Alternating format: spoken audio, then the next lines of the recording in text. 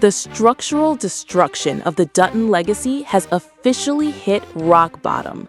With the release of Episode 4, titled The Watering Hole, the blockbuster Yellowstone spin-off series has reached a devastating mid-season crucible.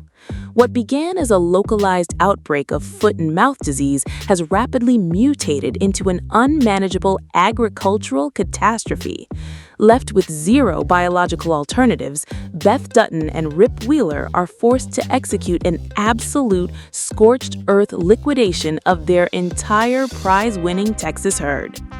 Today, we are executing a ground-level narrative breakdown of this emotionally exhausting episode, parsing the bioengineered corporate fraud of the J.R. Simmons cattle brokerage, unraveling the tragic buried history of Beulah and Everett, and analyzing the psychological fallout of treating Carter like a child after his first true taste of manhood. 1. The Death Ditch. Rip's burden and the zero-tolerance liquidation. The structural core of the episode delivers an absolute punch to the gut, dealing with death on a massive industrialized scale. Despite Rip's desperate efforts to isolate the infection, the foot and mouth virus has successfully infiltrated almost 100% of the livestock.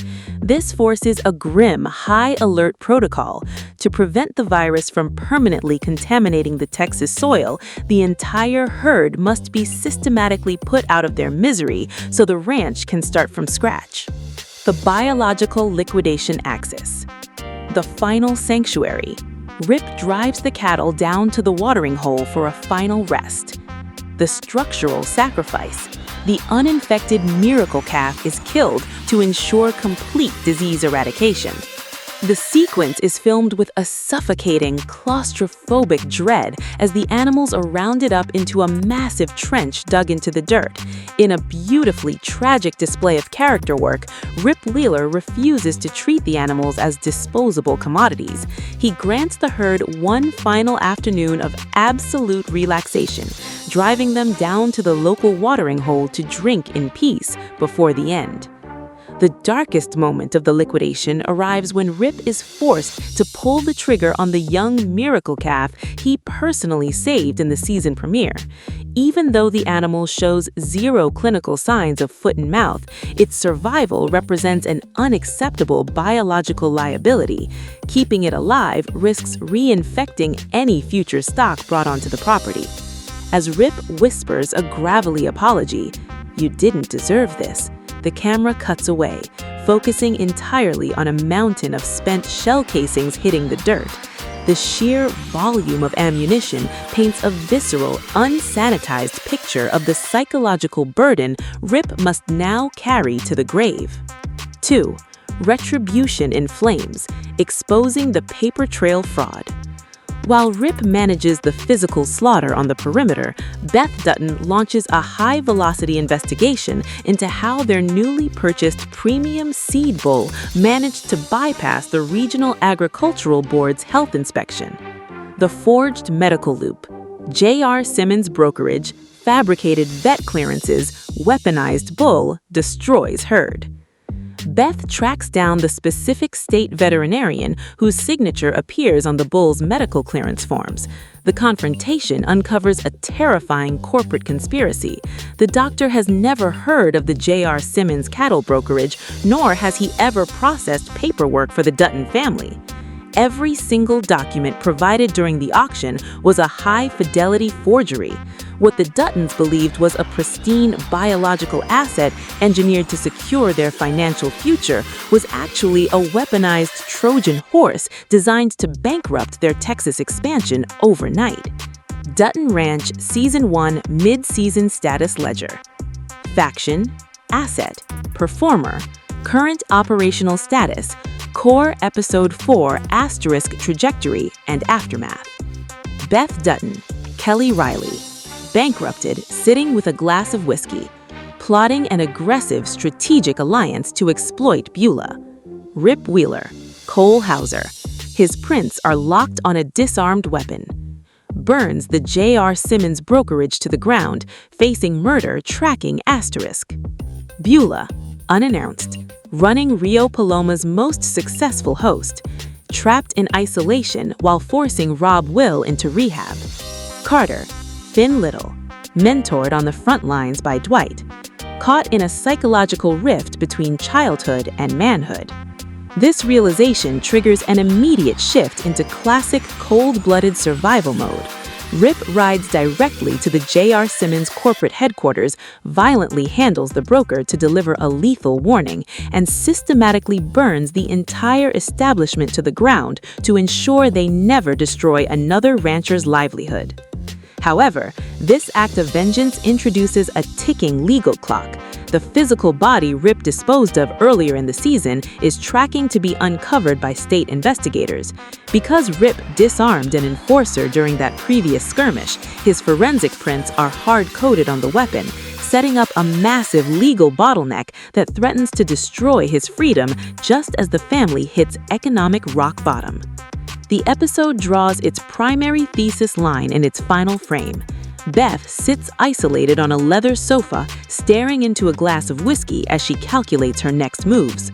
The framing, low-key lighting, and cold determination are a flawless, poignant homage to the late John Dutton, proving that while the land has changed, the ruthless methodology of the bloodline remains completely intact.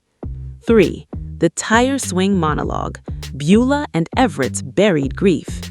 Despite her limited screen time, Beulah's narrative tracking in Episode 4 drops a massive wave of character lore. Although she commands the most prosperous, asset-heavy ranching empire in Rio Paloma, she's operating under a cloud of absolute claustrophobic loneliness, secretly wishing she could liquidate her corporate responsibilities to enjoy a peaceful retirement. The emotional centerpiece of her arc occurs during a quiet, low-lit exchange with Everett.